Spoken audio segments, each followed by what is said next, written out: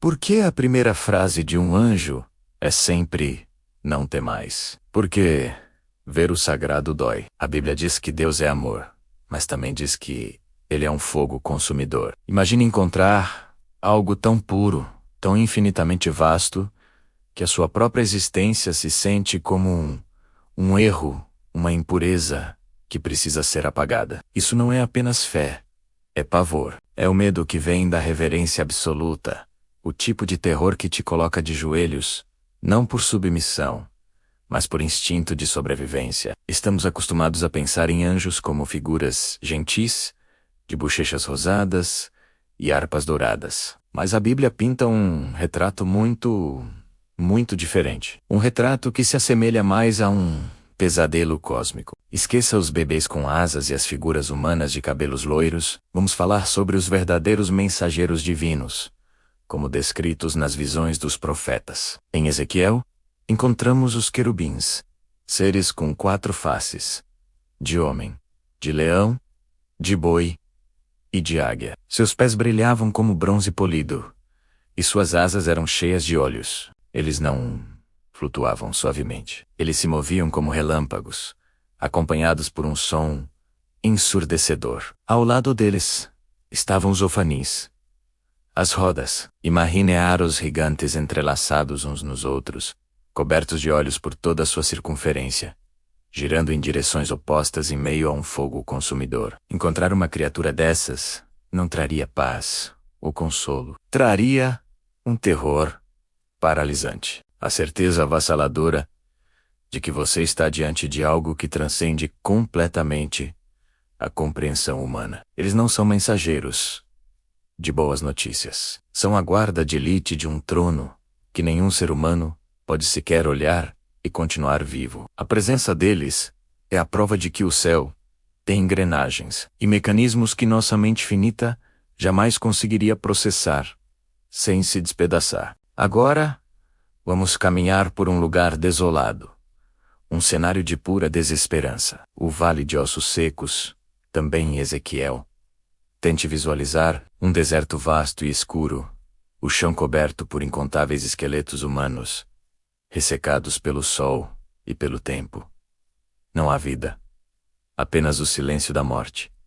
De repente, um som, um estalo, depois outro, e mais outro, se multiplicando por 1000. É o som de ossos se conectando, se encaixando, se remontando. Um exército de esqueletos se erguendo do pó.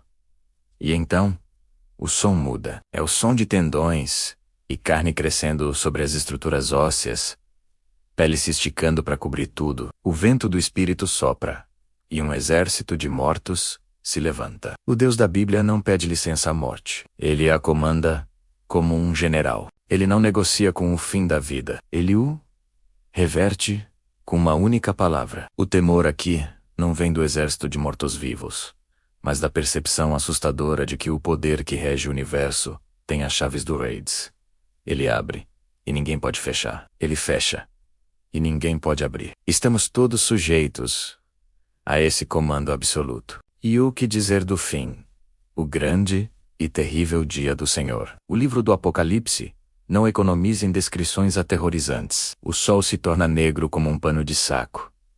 A lua se transforma em sangue. As estrelas caem do céu, como figos verdes derrubados por um vendaval. E o céu inteiro se enrola como um pergaminho, sendo guardado. Nesse momento, a humanidade inteira, dos reis aos escravos, dos poderosos aos miseráveis, foge para as cavernas. E eles não gritam por socorro. Eles gritam para que as montanhas e as rochas caiam sobre eles. Eles preferem ser esmagados pela criação a ter que encarar o rosto daquele que está sentado no trono.